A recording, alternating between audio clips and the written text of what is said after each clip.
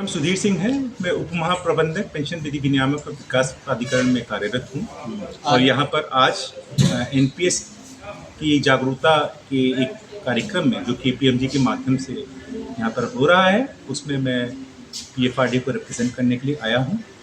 इस कार्यक्रम का मेन उद्देश्य एनपीएस खासतौर से एमएसएमई सेक्टर में एनपीएस की जागरूकता फैलाना है और ये इंश्योर करना है कि एनपीएस जो एमएसएमई के कार्यकर्ताएं हैं, जितने भी ऑर्गेनाइजेशन हैं और जो उनके एम्प्लॉयज़ हैं, वो एनपीएस सब्सक्राइब करके अपने बुढ़ापे को सुरक्षित कर सकें ताकि उनका बुढ़ापा सम्मानजनक हो सके और वो अपनी आगे आने वाली पीढ़ी पर आश्रित ना हो। इस उद्देश्य से भारत सरकार की यशस्वी योजना और 2047 में विकसित भारत को प्राप्त करने के साथ साथ पीएफआरडी इस योजना के लिए प्रतिबद्ध है कि 2047 तक एक पेंशन समाज बनाकर वो भारत के हर नागरिक को एक सम्मानपूर्ण और एक विश्वसनीय बुढ़ापा जिसमें वो खुशतर हों और अपनी सारी फाइनेंशियल ज़रूरतों को पूरी कर सकें, एनपीएस के माध्यम से सुनिश्चित कर सकें। एनपीएस कितने समय से जो है कार्यरत है अपने भारत में?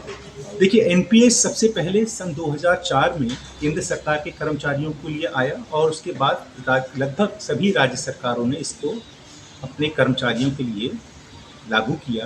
हालांकि 2009 से न केवल केंद्र और राज्य सरकार के कर्मचारी बल्कि सारे भारतीय नागरिक इस एनपीएस योजना में जुड़ चुके हैं और पिछले कुछ वर्षों से एनपीएस में एमएसएमई का भारतवर्ष में योगदान, जो उनकी जीडीपी में योगदान है, जो लगभग 1/3 है और एक्सपोर्ट में जो लगभग 45% से भी ज़्यादा का है, एमएसएमई के कंट्रीब्यूशन को देखते हुए पीएफआरडी ने ये प्रतिबद्धता ली है कि एमएसएमई में कार्यरत हर एक कर्मचारी के बुढ़ापे को सुरक्षित करेंगे और उसे एनपीएस के माध्यम से उनको पेंशन दी जाएगी। पहले से ही इस तरह की कई योजनाएं चल रही हैं, एनपीएस में क्या ऐसा विशेष है जिसकी वजह से लोग? देखिए, एनपीएस में सबसे जो खास तर है, दो चीज़ें हैं, रिटर्न और उसके अंदर खर्च। रिटर्न की अगर मैं बात करता हूं तो पिछले जब से एनपीएस चालू हुआ है, पिछले 15 वर्षों से ज़्यादा का भी अगर मैं रिटर्न देखूं तो सीएजीआर 9% से भी अधिक का है, जो इस प्रकार की किसी भी स्कीम से कहीं ज़्यादा है और खर्च भी बहुत ही कम है। ये न केवल भारतवर्ष की बल्कि विश्व की सबसे लोएस्ट कॉस्ट प्रोडक्ट में से आती है। जो इस प्रकार के रिटायरमेंट प्रोडक्ट में कॉस्ट आती है, कॉस्ट बहुत ही नेग्लिजिबल है, लगभग ना के बराबर है।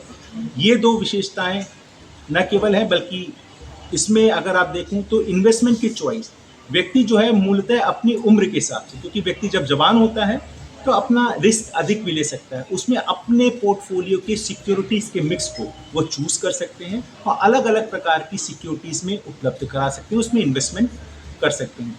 ये इन्वेस्टमेंट पूर्णतः इसलिए सुरक्षित होते हैं क्योंकि ये पीएफआरडी द्वारा जो पेशेवर पेंशन फंड्स होते हैं वो उनको इन्वेस्ट करते हैं और उसके लिए नीतियाँ जो है वो पीएफआरडी बनाता है। और मैं केपीएमजी से हूँ। हम लोग यहाँ पीएफआरडीए के सहयोग से एनपीएस की जागरूकता का जो अभियान चलाया हुआ है उसमें यूपी देखता हूँ। तो आज हम आगरा में उसी से जुड़ा हुआ एक एनपीएस का जागरूकता कार्यक्रम यहाँ पे कर रहे हैं। इसमें हमने आगरा से विभिन्न क्षेत्रों से आए हुए एमएसएमई के लोगों को आमंत्रित किया है ताकि वो एनपीएस से जुड़ी हुई जानकारी प्राप्त कर सके और उससे होने वाले फ़ायदों के बारे में जान सकें। जैसा कि सर ने भी बताया कि उसके बारे में जानें और अपना जो भविष्य है उसको सुरक्षित करें। ठीक।